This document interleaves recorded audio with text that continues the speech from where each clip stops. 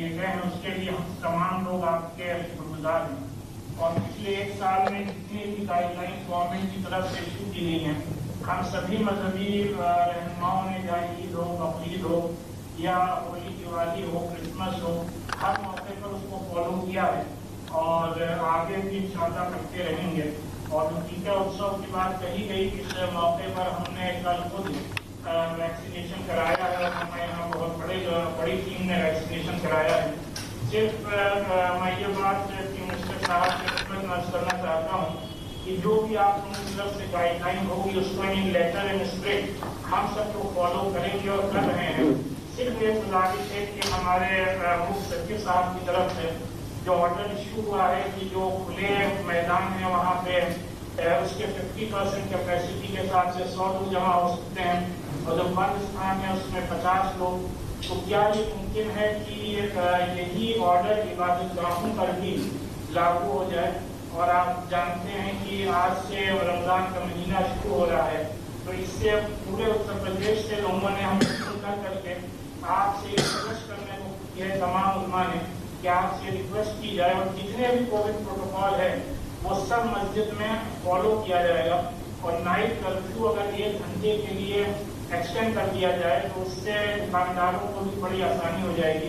सिर्फ मैं आपसे यही गुजारिश कर रहा हूँ कि इन 2 गुजारिशात और रिक्वेस्ट पर अगर आप तवज्जो दे लें तो सबको बहुत राहत होगी। और मैं यकीन दिलाता हूँ कि जो भी कोविड-19 के प्रोटोकॉल हैं उसको हम लोग अपनी इबादतगाहों में एज इट इज इम्प्लीमेंट कराएंगे। शुक्रिया।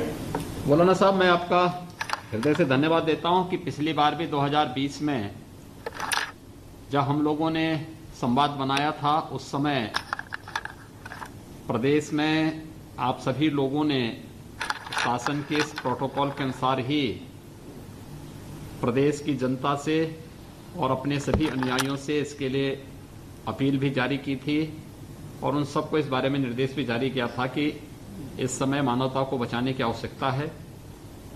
प्रदेश सरकार ने वर्तमान में भी कोरोना के खिलाफ इस लड़ाई में ये निर्देश उसी में जारी किए हैं। आपने कुछ सुझाव दिए हैं, सरकार इसका संज्ञान लेगी और जो भी इस संबंध में आवश्यक जो भी निर्णय होगा उसके बारे में अवश्य आपको अवगत कराएंगे।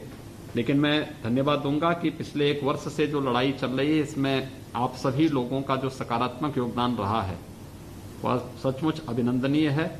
मैं इसके लिए आपको भी और सभी जितने भी धर्माचार्य गण हैं, सभी धर्म गुरुओं का ऐसे इसके लिए मैं धन्यवाद ज्ञापित करता हूँ।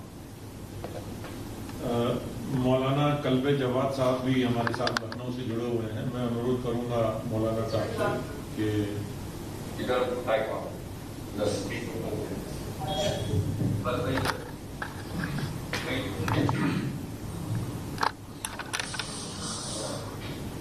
मैं माननीय मुख्यमंत्री जी खिदमत में आदाब करता हूँ और गवर्नर साहबान की खिदमत में भी।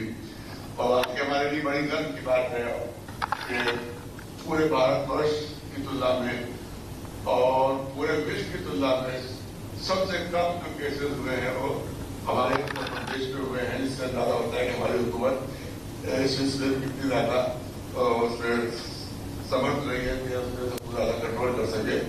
तो इस पर हमें वाकई गर्व है और पूरी तरह से हम लोग आमादा है कि जो भी एक्सपर्ट्स जो भी राय होगी उसको हम लोग जो है वो मनवाने की कोशिश करेंगे पूरी कि पब्लिक उसको पूरी तरह से माने। लेकिन ये ने गुजारिश की हमारे रशीद साहब ने, हमारी गुजारिश यही है क्योंकि बाहर अवकाश है, रोजे हैं तो रोजा खोलने में नमाज पढ़ने में तकरीबन 8 बज जाते हैं और उसके बाद 9 बजे कर्फ्यू अगर नहीं जाता है तो जो रमजान की खरीदारी है वो बहुत मुश्किल हो जाएगी। तो हमारी भी विनती यही है कि रात 1 घंटा इसको अगर बढ़ा दिया जाए, 10 बजे कर दिया जाए तो हम समझते हैं कि रोजेदारों को बहुत आसानी हो जाएगी और वो खरीदारी में थोड़ी तो मैं बोलना पूरी कोशिश पेश आएगी। हम आपको और मान देते हैं कि इतना बड़ा देश के जो 3 मुल्कों के बराबर है उसमें इतनी कम तादाद में मरीजों का होना ये हमारे लिए वाकई बहुत बड़ी प्रशंसा की बात है कि हमारे प्रदेश में इस तरह की कामयाबी से कारनामा जानती है। शुक्रिया। मौलाना साहब, अभिनंदन आपका और आपके पूरे सभी लोगों का, जिन लोगों ने पिछली बार भी प्रदेश सरकार के आह्वान पर आदरणीय प्रधानमंत्री जी के नेतृत्व में कोरोना के खिलाफ चल रही इस लड़ाई में अपना योगदान दिया था। और फिर से, क्योंकि ये मानवता को बचाने की सबसे बड़ी जद्दोजहद है, दुनिया के अंदर जहां भी लोगों ने लापरवाही बरती है उसका दुष्परिणाम उन देशों ने भुगता है, भले ही उनके पास कितना बड़ा हेल्थ इंफ्रास्ट्रक्चर क्यों न रहा हो। लेकिन जहां पे लोगों ने अनुशासन का पालन किया है वहां पर उसके उतने ही अच्छे परिणाम रहे हैं। और उत्तर प्रदेश में हम लोगों ने अनुशासन पर ज़्यादा ध्यान दिया, उसका परिणाम रहा है कि उत्तर प्रदेश बेहतर परिणाम देने में सफल रहा है। और एक बार फिर से हम लोग अपने सभी धर्म गुरुओं को इसीलिए आज के इस संवाद के कार्यक्रम में, महामहिम राज्यपाल के साथ संवाद के इस कार्यक्रम में मैंने इसीलिए आज आप सबसे अनुरोध किया था कि एक बार जुड़ जाएंगे। महामहिम राज्यपाल जी की भी अपील आपके साथ में सबके सामने आ जाएगी, तो इसीलिए मैंने आज आप सबको दिया। आप लोग आए, बहुत बहुत धन्यवाद। तो मान्यवर अभी ज्ञानी गुरचरण सिंह जी हमारे साथ जुड़े हुए हैं कानपुर से। सर नमस्ते, आलोक बोल रहा हूँ कानपुर नगर से। ज्ञानी साहब सत श्री अकाल, वाहिगुरू जी का खालसा, वाहिगुरू जी की फतेह। मैं कानपुर के गुरुद्वारा श्री गुरुतेग बहादुर साहब में जी की सेवा करता हूँ। वहाँ पर नित्य प्रति मानवता की कल्याण के लिए अरदास होती है।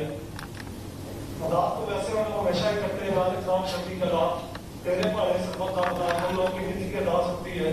लेकिन इस कोविड-19 के टाइम में हम लोग खास जैसे जगत जिंदा रख ले अपनी कृपा का हाथ, हे प्रभु इस जगते हुए संसार को आप अपनी कृपा से बचा के रखें।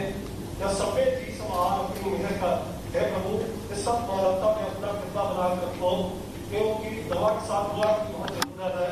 हम अपने गुरुद्वारा साहब से जो भी संगत आती है, हर एक धर्म के लोग आते हैं, वहाँ पर हमेशा ही अपील करते हैं कि मास्क पहन के रखें, 2 गज की दूरी बना के रखें और एक दूसरे से हग न करें, मतलब सोशल डिस्टेंसिंग का पालन करें।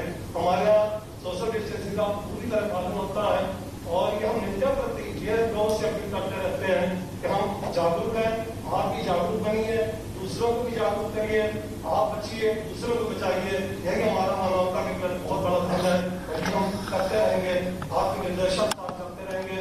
प्रशासन का हमारे साथ पूरा सहयोग है, हम भी प्रशासन को पूरा सहयोग देंगे। शुक्रिया, धन्यवाद। धन्यवाद ज्ञानी जी, मैं आभारी हूं आप सभी लोगों का, सभी पूज्य धर्माचार्यों का, जिन्होंने कोरोना के खिलाफ इस लड़ाई में हर प्रकार का सहयोग जनता को भी, स्थानीय प्रशासन को भी और शासन को भी दिया है। और इसीलिए आज हम लोगों ने एक बार फिर से, क्योंकि ये दूसरी लहर आई है कोरोना की और पहले से ज़्यादा खतरनाक रूप में आई है, इसीलिए आप सभी के सहयोग के लिए आज हम लोग ये संवाद बना रहे हैं।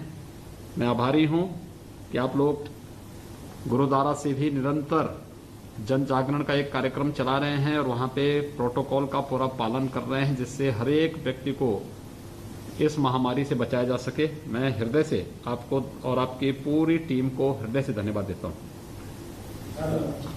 मानवर अभी फादर मून लाजरस जी जुड़े हुए हैं आगरा से। फादर साहब। आदरणीय राज्यपाल जी, मुख्यमंत्री जी, सभी संबंधित अधिकारियों, मैं आपको सबको नमन करता हूँ। मैं आगरा से फादर मून लाजरस बोल रहा हूँ और सबसे पहले मैं आपको बधाई देना चाहता हूँ कि गत वर्ष भी हम एक साथ मिले थे, आगरा के सभी धर्मगुरु, और एक बार फिर से हमें आपसे रूबरू होने का मौका मिला है। आपने ऐसी व्यवस्था की है तो आपको धन्यवाद देते हैं। आगरा एक प्रेम की नगरी है, सद्भावना की नगरी है, तो हम सभी धर्म गुरु लोग मिलजुल करके काम करते हैं। महीने 2 महीने बाद हम लोग मिलते हैं और एक गत महीने हम लोगों ने सबने मिल करके हमारे बहन जी की प्रेरणा से और पंडित ग्रोवर जो हमारे शांति दूत हैं, इनकी प्रेरणा से हमने सब ने मिलकर एक ही दिन एक साथ पहली डोज लगवाई टीके की और ये संदेश दिया सभी संचार माध्यमों से कि इससे बिल्कुल डरने की जरूरत नहीं है और हम सभी इसका पालन करें। और हम देख रहे हैं सर, शासन बहुत कटिबद्ध है, यहाँ के जितने भी जिम्मेदार अधिकारी लोग हैं बहुत जिम्मेदार हैं, बहुत मेहनत से काम कर रहे हैं, रात दिन उनकी गाड़ियां दौड़ती रहती हैं और हमारी सुरक्षा के लिए, हमारी व्यवस्था के लिए इस समय स्थिति बहुत भयावह है। जैसे हमें बताया गया, बीडीएम साहब मेरे को ग्राफ दिखा रहे थे, अस्पतालों की लिस्ट दिखा रहे थे कि स्थिति बहुत खराब है और हम सबको इससे बचने में पूरा सहयोग करना चाहिए। बीमारी किसी धर्म को, मजहब को देखकर नहीं आएगी, किसी के भी पास आ सकती है, कोई भी इससे संक्रमित हो सकता है।